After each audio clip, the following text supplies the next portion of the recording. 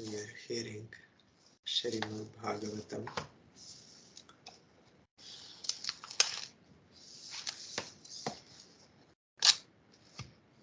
Yesterday we heard that Yakshas and Rakshasas, they wanted to eat Brahma. The worshipful Brahma first laughed at their stupidity, but finding the shameless Asuras close upon him, he grew indignant and ran in great haste out of fear. Sa upavrajya varadam prapanarti haram harim anugrahaya bhaktanam anurupatma darshanam.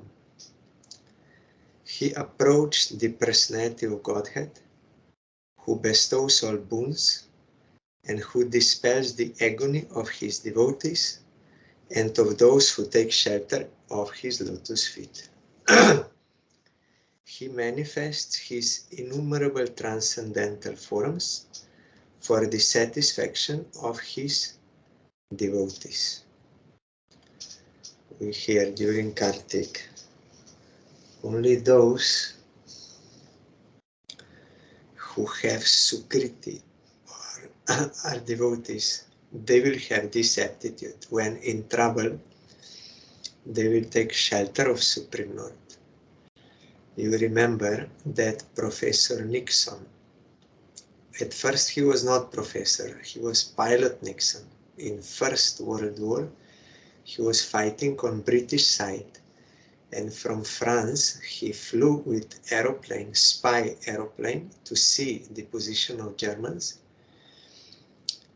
and he became very famous for that, because that time this started, and there was no proper air defense system yet. So if he flew very high, it was no chance that they would hit him. But he became very famous, and our Gurudev told, when someone becomes famous, then he wants more and more. He becomes like mad. Unsatiable is that desire, like others also. So he wanted to make more detailed report, and one time he flew lower to get better information, but that time they hit him. And before that, he was atheist. He didn't go to church anytime. He even ridiculed those who had faith in God. He wrote this in his autobiography. Then, but that time when he was hit and the plane started to fall down in flames, then he saw, oh, that is inevitable. Then he suddenly, he said, if there is any Almighty Supreme Lord, he did not directly take shelter. If he said, if there is, then I pray for your help. Then plane crashed somehow by that air and something. He crashed almost there on the border on French side. So the French could take him to hospital, and he was in coma for 2 months. Then they took him to Britain. There he woke up. And then when he woke up, he asked, what happened? They told him, your plane crashed. Then he said, where are the others? There were 2, 3 more on the plane. They said they all died. Then suddenly he remembered, oh, I was praying to God to save me, to help me. And he was sure that it was by grace of God that he survived. Otherwise, it was impossible. Somehow he survived. Then he started to go to church and was worshipping and also inquiring so much about God that those priests ultimately they said we cannot give such detailed answers like you are inquiring about God. We only know this much. But you can go to India. We heard they are more researching into this, and they have more experience, so you may find your answers in India. That is also arranged by Krishna. So he came to India and to Lucknow. That time it was British India. So he got a job. He could get a job to teach English in one university there. And he himself learned Sanskrit to study all the Vedic scriptures. So he was studying Upanishads, Vedanta Sutra, he liked very much. I got all my food for my intellect from Vedanta Sutra. There is no scripture like that. But the dean of that Lucknow University, he had a wife who was a devotee. Her name was Yashoda Dikshane. She was a devotee, Gauriya devotee, in the line of Radharaman temple, that Gopal Bhatta Goswami, that line. She took Diksha there, and she was a devotee, and she was giving Harikatha on SRIMAD BHAGAVATAM. Then he was hearing from her SRIMAD BHAGAVATAM, and he became fully attracted to Krishna and became mad, wanted to get Krishna Prem. In his autobiography he wrote, I was out and out atheist, it's full atheist, but how I became full theist, out and out theist. So he wrote, I got food for intellect in Vedanta Sutra, fully, but food for my heart, for my soul, I got in Bhagavatam. There is no scripture as Bhagavatam, nothing. He studied all Vedic scriptures, direct Sanskrit, but became attracted. Then he took Diksha from her and got name Krishna Prem, because he was so eager to get Krishna Prem. Then he was doing bhajan, and he also came to Mayapur. He met Srila Bhaktisiddhanta Saraswati Thakur and heard from him about Chaitanya Mahaprabhu. Later on also he met Srila Sridhar Maharaj in Vrindavan. Sridhar Maharaj also wrote, means he spoke about this in his Harikatha. He met him. And then that lady, she renounced household life. He was also not married. So they together opened one temple in North India for worship of Krishna. And she was Guru. Then after her disappearance, he became Guru. And even President of India, he declared him as a saint, Krishna Premdas. He was the first Westerner to accept this Gauriya Vaishnavism. And he wrote autobiography. So our Gurudev explained, even slight surrender, like in this case, was so powerful that it brought to such result. So here Brahma took shelter of Supreme Lord, who bestows all boons and who dispels the agony of his devotees. So if I have agony, it means I did not wholeheartedly take shelter of him. By the fruit one can know the tree, by the result. There are many degrees of surrender. So according to the degree of our surrender, we can get result. It is not the same for all. All who are initiated, all are same. all who started 5 years ago, all are same. All who have same guru, all are same. That is not correct. Everyone according to his degree, and that much result. We are hearing in scripture so many results of devotion.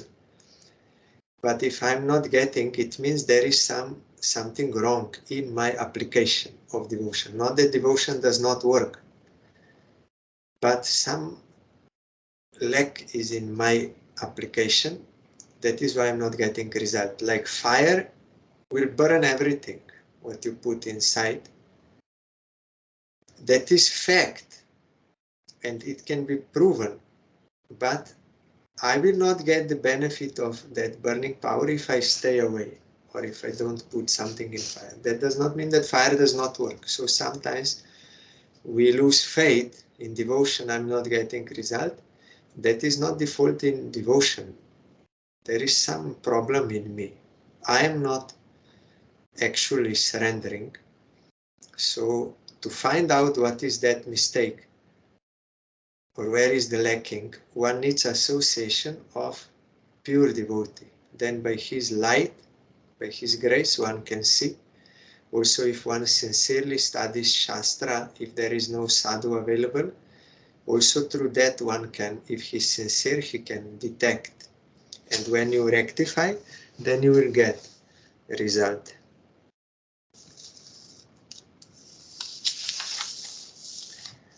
Pahimam paramatmam ste. See, he also said Pahimam.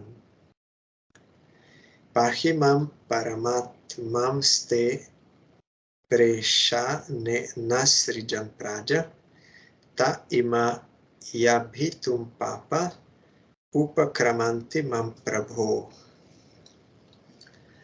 Lord Brahma, approaching the Lord, addressed him thus: My Lord, please protect me from these sinful demons who were created by me under your order. They are infuriated by an appetite for sex and have come to attack me.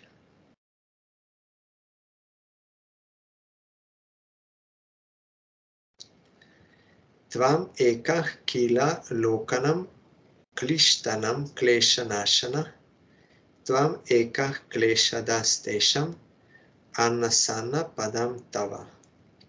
My Lord, you are the only one capable of ending the affliction of the distressed and inflicting agony on those who have never resorted to your feet.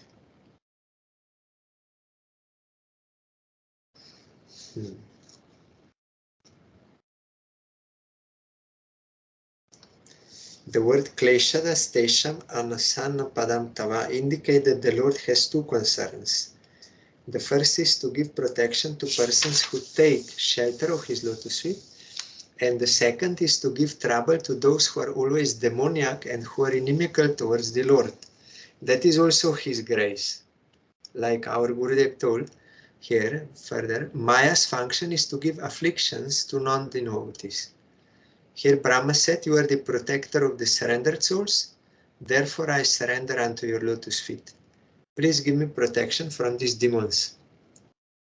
The kicking of Maya, these afflictions given by Maya, is not due to malice of Supreme Lord or Maya. It is out of affection.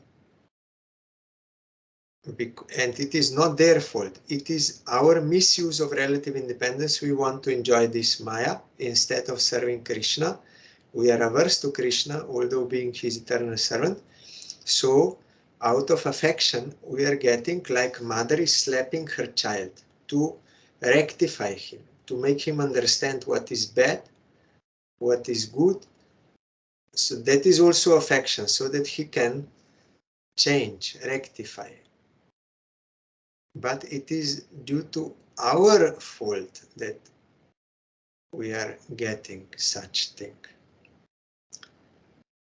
So, Vadharyasva Karpanyam Viviktadhyatma Darshana Vimunchatma Tanum Ghoram ityukto vimochaha. The Lord, who can distinctly see the minds of others, perceived Brahma's distress and said to him,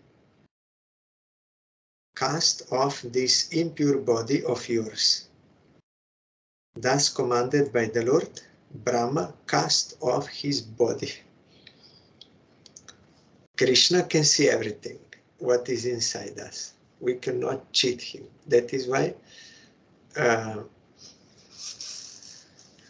we are praying, but from the mouth, not from the heart. Our Gurudev many times said, we are saying, Nadhanam, Najanam, Nasundari, I don't want wealth, I don't want this, I want only you, Krishna. We are saying, but we are not getting because it is not actually, we don't mean it. Only saying by mouth. Inside we are thinking some money is necessary. Otherwise, how I will live? So in that way, because we don't understand by getting Krishna, we get all. But this is misconception. It is not so easy to clear this practically. Theoretically, we may understand, but practically, it's not so easy to take absolute shelter of Krishna. But it is also not impossible. If we associate with such devotees who are absolutely surrendered, then gradually, by their inspiration, we can go towards that. And one time, our Parang Gurudev was having some preaching program in, I think, North India, Shimla. I'm not fully sure, but and he was invited in one temple, and there was one temple president also. And one time, the deities were there, so one person came and started praying very humbly in front of deities. Papoham, Papatma, I am sinner. I myself am sin. All this in humble way, he was saying many words in front of Bhagavan. And thank you, please rescue me, please forgive me. Saying in front. Then the temple president, Acharya of that mat, he said to our Parang Gurudev, you see now, look now. Then that Acharya went to that, he went near and suddenly he called that person, he said, "Oh Papatma, oh Pap, come here." Means, oh sinner, you come here. Oh sin personified, you come here. That person became angry like anything. Oh, who do you think you are calling me like this? You think only by taking saffron cloth you have become sadhu? How you are behaving, how you can call me like this? Then immediately it was exposed that actually he did not mean it. If he would mean it from the heart sincerely, he would not be disturbed. But only in front of Bhagavan we make a show of devotion, but it's not from the heart sincere. So how we can get the result? So Parang Gurudev understood why that Acharya said, you see now.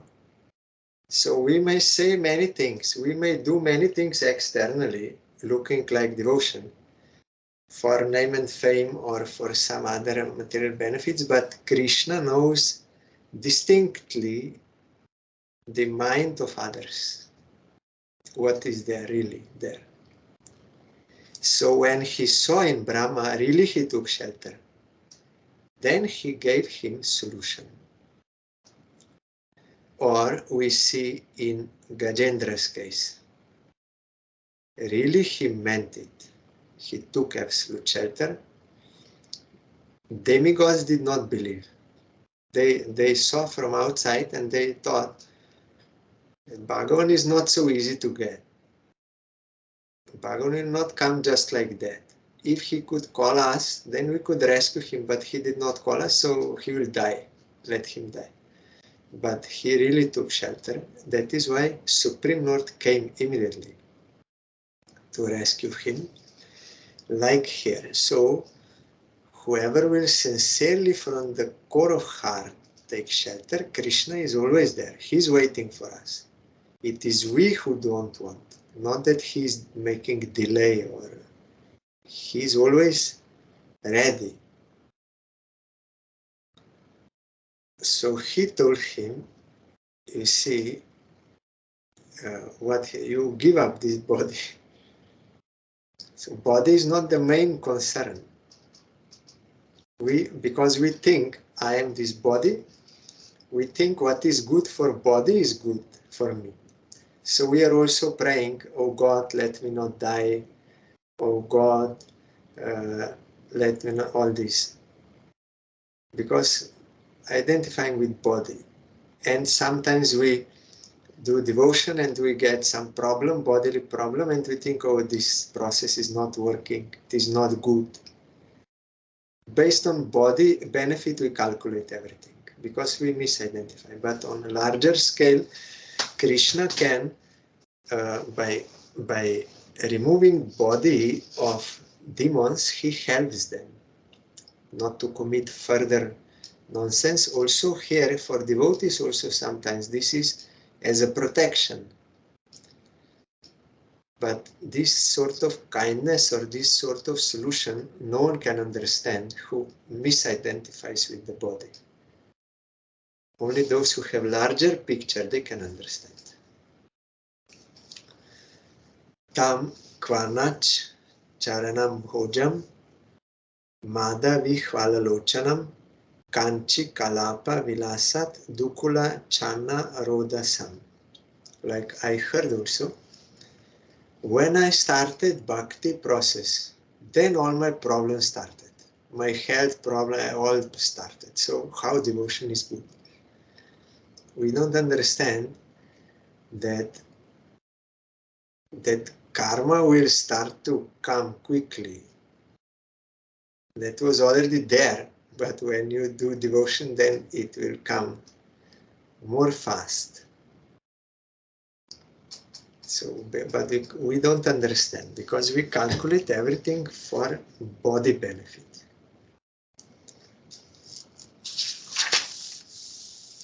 The body given up by Brahma took the form of the evening twilight when the day and night meet, a time which kindles passion. The Asuras, who are passionate by nature, dominated as they are by the element of Rajas, took it for a damsel, girl, whose lotus feet resounded with the tinkling of anklets, whose eyes were white with intoxication, and whose hips were covered by fine cloth, over which shone a girdle. Here it is stated, as early morning is the period for spiritual cultivation, that is Brahma Muhurta, the beginning of evening is the period for passion, when night starts to come. Demoniac men are generally very fond of sex enjoyment, therefore they very much appreciate the approach of evening. The demons took the approach of the evening twilight to be a beautiful woman, and they began to adore her in various ways. They imagined the twilight to be a very beautiful woman with tinkling bangles on her feet, a girdle on her hips, and beautiful breasts, and for their sexual satisfaction, they imagined the appearance of this beautiful girl before them.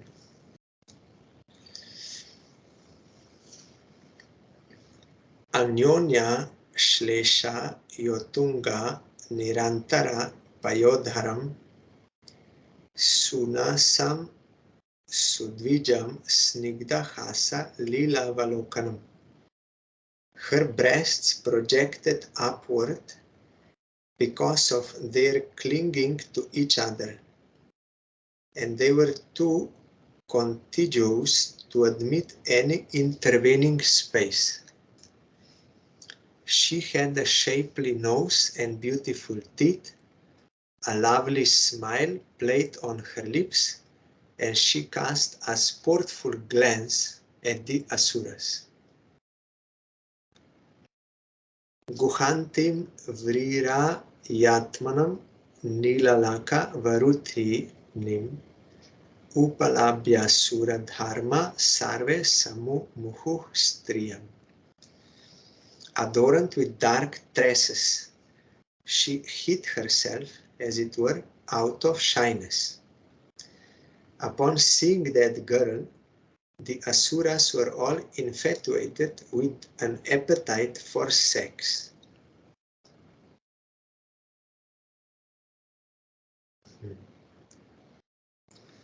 Here, commentary of Sai Maharaj. The difference between demons and demigods is that a beautiful woman very easily attracts the minds of demons, but she cannot attract the mind of a godly person. We have that example like Haridas Thakur. A godly person is full of knowledge, means realization, not theory. Theory will not help you.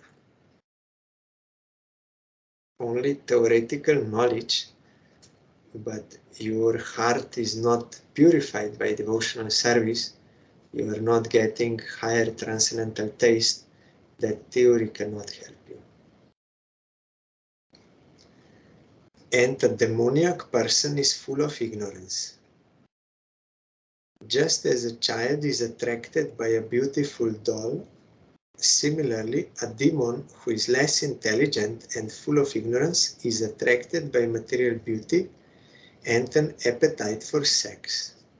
A very nice example here. Small children, they are very much fond of these toys, but grown-up person will have no attraction. So similarly here, there is no attraction for them because they have higher realization. The godly person knows that this nicely dressed and ornamented attraction of high breasts, high hips, beautiful nose and fair complexion is Maya, illusion, temporary. And Maya means that which is not Maya.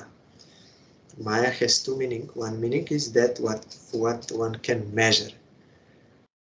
You cannot measure spirit. Transcendental cannot measure. That is unlimited. But Maya you can measure. And another meaning is Maya, not that. Seems like it is, but it is not. Like a shadow of a tree seems like a tree, but you cannot get any fruit from that shadow. You cannot get any wood. Or phantasmagoria in desert, mirage. Looks like water, but it is not.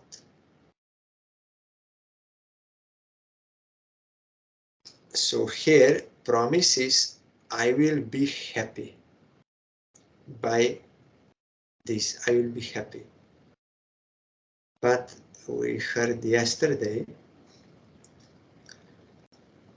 how Sobari Rishi, by experience, understood that this is not the case.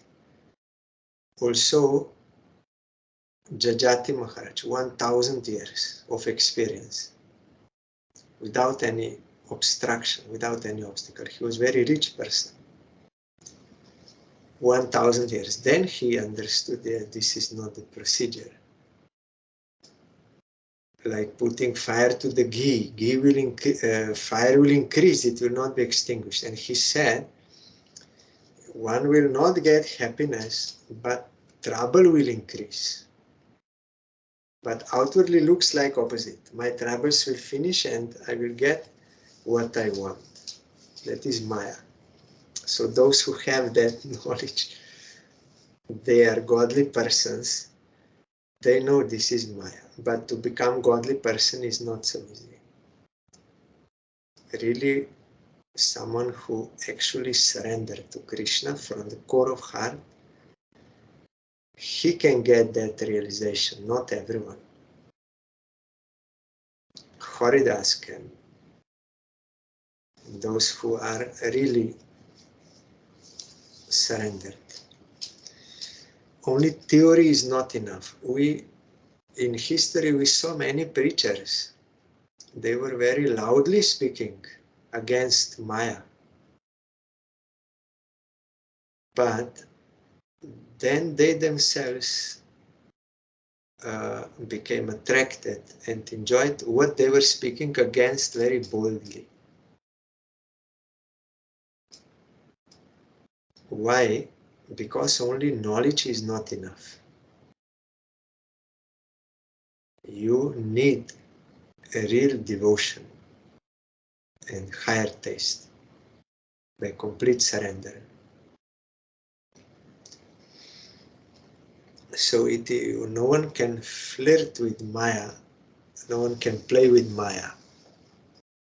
Krishna knows everything what is in our heart, and he knows how he can make us fall any moment. He can make that arrangement attraction if you are not sincere, you are proud, I am now free, and you are teaching all others for name and fame, and like this, Krishna can make that arrangement any moment. Because he knows everything. Where is your weak point? He knows clearly.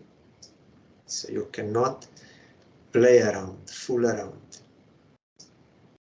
Immediately when there is any false pride that will be shown, exposed. All the beauty of a woman can display is only a combination of flesh and blood. We hear these things, but still we are attracted. Why? Because not having higher vision, higher realization. Sri Shankaracharya has advised all persons not to be attracted by the interaction of flesh and blood. They should be attracted by the real beauty in spiritual life. He spoke about Brahman, but here Sai Maharaj is saying, because he's a devotee, the real beauty is Krishna and Radha. One who is attracted by the beauty of Radha and Krishna cannot be attracted by the false beauty of this material world. That is the difference between a demon and a godly person or devotee. One time when our Gurudev was in Hawaii, there was one Harikatha and some devotees also from another one organization. They were also there. They were hearing, and Gurudev was speaking Harikatha. Then at the end, one devotee asked Gurudev, how is it that sometimes someone takes the position of a pure devotee, like takes sannyas, and then also he becomes engaged with women and money and all this? Then Gurudev was at first surprised, what is the meaning of this, that someone takes the position of pure devotee? That was new to him. What is this? Because we think, oh, I will just dress, I will take sannyas, I will dress like sannyasi, then that means taking the position of pure devotee. We may think like that, but it is not like that. Then Gurudev explained, one who has realization of Krishna, a realization, not only like taking position or theory, one who has realization, he cannot be attracted, never, impossible. So we have to understand that only dress or only something that is not does not make one a realized sadhu.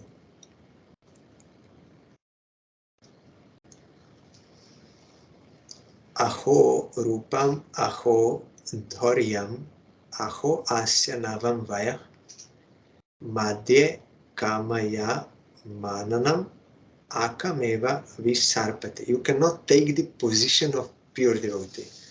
You have to become pure devotee, means you have to purify your heart by devotional practice. To come to the platform of pure devotion means you have only desire to satisfy Krishna, no any other desire. You are well established. Then you are a pure devotee practically. You cannot become pure devotee by some external adjustment. Adjustment has to be from Atma. The demons praised her. Oh, what a beauty! What rare self-control! What a budding youth! In the midst of us all who are passionately longing for her, she is moving about like one absolutely free from passion.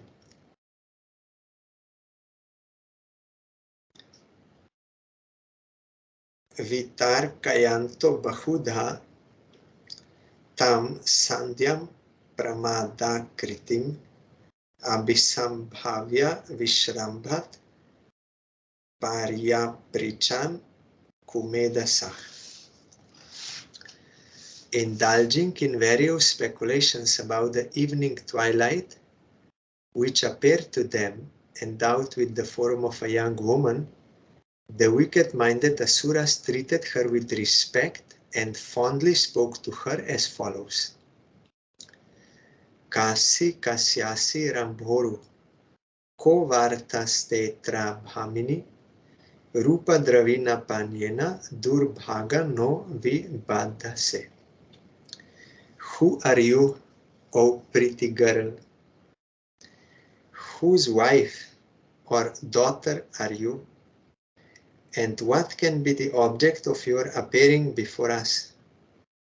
Why do you tantalize us, unfortunate as we are, with the priceless commodity of your beauty?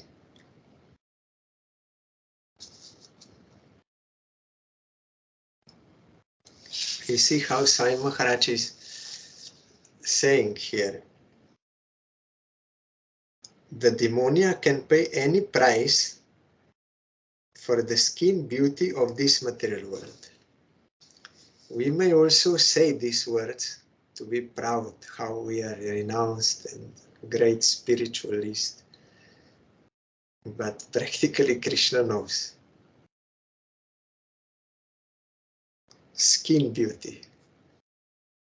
They work very hard all day and night, but the purpose of their hard work is to enjoy sex life.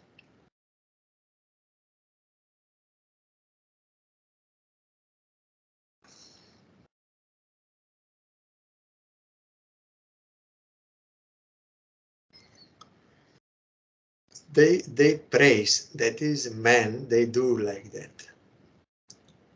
They praise woman to win over her. That is the point.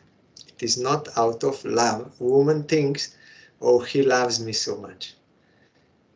But the point is he wants to win over her, to exploit, to enjoy. But she thinks he loves me. It's not the case. Yeah, so he loves me so much, that is why he's saying these things. No. Ya va kachit tvam abale dishtya sandarshanam tava utsu no shiksha mananam kanduka kridaya mana. because that is exposed after he wins over her. She is ready to be with him, then he also changes his mood. After explaining no more that praises and no more this, then she is surprised how this is possible. He changed. That is in this world happening. Yava kachitvam abale dishtya sandarshanam tava utsu no shiksha mananam kanduka kriraya mana. Whosoever you may be, O beautiful girl, we are fortunate in being able to see you. While playing with a ball, you have agitated the minds of all onlookers.